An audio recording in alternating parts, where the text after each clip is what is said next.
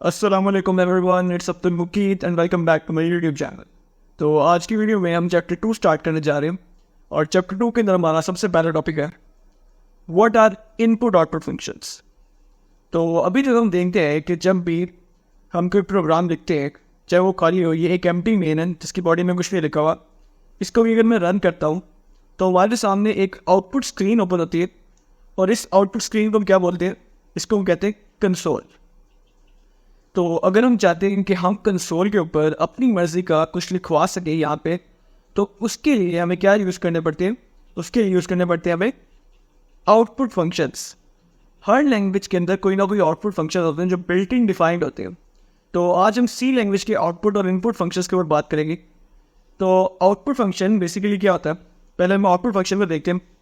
एक ऐसा फंक्शन जिसको अगर मैं कोई वैल्यू देता हूँ ना, तो वो क्या करता है? कंसोल के ऊपर आता है और उस चीज़ को एज इट इज़ यहाँ पे कंसोल के ऊपर राइट करवा देता है। तो इस फंक्शन को बोलते हैं आउटपुट फंक्शन। और मज़े की बात यह है कि हम ऑलरेडी एक आउटपुट फंक्शन पढ़ चुके हैं और उसका क्या नाम था? उसका नाम था printf।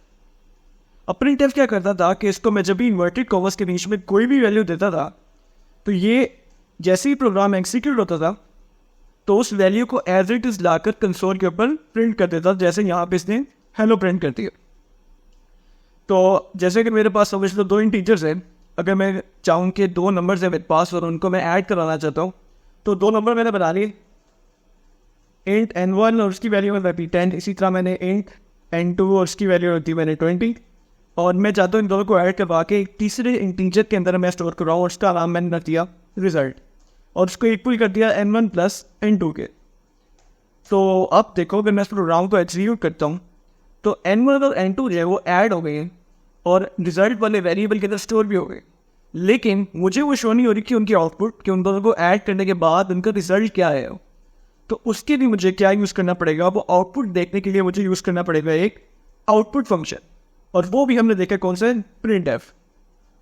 अच्छा, पहले भी बात बता चुका हूँ कि इंटीजर को printf यूज़ करके अगर हमने प्रिंट करवा दें तो उसके यूज़ करना पड़ता है %i और इन्वर्टेड कॉमर्स के बाहर एक कॉमा, और जिस इंटीजर को आप प्रिंट करवाना चाहते हो उसका नाम लेना पड़ता है। तो हमने किसको करवाना है? रिजल्ट को। अब मैं इस प्रोग्राम को एग्जीक्यूट करूँगा तो दोनों नंबर्स को ऐड करने का जो रिजल्ट आया था वो यहाँ पे स्क्रीन पे प्रिंट कर दिया। एक आउटपुट फंक्शन की मदद से मैंने इसको प्रिंट करवा दिया। तो printf एक आउटपुट फंक्शन है। इसी तरह अगर मैं यहाँ पे printf की जगह एक इनपुट फंक्शन यूज़ करता, यानी printf ना यूज़ करता और यहाँ पे मैंने कोई इनपुट फंक्शन अगर मैं लिख देता और उसके बाद मैं प्रोग्राम को अगर रन करता, तो यहाँ पे कंसोल पे आता प्रोग्राम और यहाँ पे आके मुझसे कोई वैल्यू मांगता एज एन इनपुट। मुझे कहता कि मुझे कोई इनपुट दो, और जब तक मैं इसको कोई इनपुट ना देता, यहाँ से वो आगे प्रोग्राम को जाने ही ना देता, यहीं पे रोक लेता। तो एक फंक्शन हमने पढ़ा था जिसका नाम था गेच। अच्छा, गेच क्या करता था? और ये याद रहे कि गेच को यूज़ करने के लिए हमें यहाँ पे एक लाइब्रेरी इंक्लूड करनी पड़ती थी और उसका नाम था conio.h। अब मैं ये सारी चीज़ें यहाँ से हटा देता हूँ और यहाँ पे स्पेस डाल दी, और printf के अंदर मैं लिख देता हूँ एंटर अ कैरेक्टर, और इसको यहाँ से हटाता हूँ। अच्छा, अब मैं इस प्रोग्राम को अगर एग्जीक्यूट करूँगा, इस प्रोग्राम को मैंने एग्जीक्यूट किया और यहाँ पे लिखा हुआ है एंटर अ कैरेक्टर, और उसके बाद वो मुझसे, ये देखो तुम्हें ब्लिंक होता हुआ नजर आ रहा है। अब ये जो ब्लिंक हो रहा है ये मुझसे एक इनपुट मांग रहा है कि मुझे कोई कैरेक्टर दो। तो गेट भी एक्चुअली एक इनपुट फंक्शन है जो आपसे कैरेक्टर इनपुट मांगते हैं, और जब तक आप उसको कैरेक्टर नहीं दोगे वो यहाँ से आगे नहीं जाएगा, प्रोग्राम को यहीं पर रोक के रखेगा। और जैसे मैंने की प्रेस की तो उसके बाद उसने प्रोग्राम को फिनिश कर दिया, उसको उसकी इनपुट मिल गई उधर से। तो लेकिन एक बात याद रहे, जो गेट है वो ओनली कैरेक्टर के लिए काम करता है, इनपुट लेते हैं एज अ कैरेक्टर। तो अगर हम चाहते हैं कि हम इंटीजर या फिर कोई float as an input user से लें, तो उसके लिए सी लैंग्वेज के अंदर एक और फंक्शन है और उसका नाम है scanf। scanf यूज़ करके आप कैरेक्टर भी एज एन इनपुट ले सकते हो यूज़र से, इंटीजर भी ले सकते हो और फ्लोट भी ले सकते हो। लेकिन scanf काम कैसे करते हैं ये हम देखेंगे नेक्स्ट वीडियो में, आगे जाके कुछ लेक्चर्स में।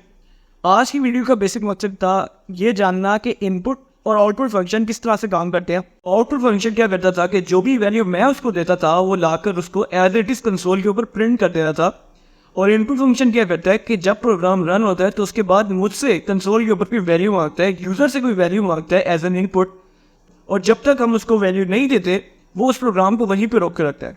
तो ये काम था इनपुट और आउटपुट फंक्शन का। और आज की वीडियो भी यार इतना ही।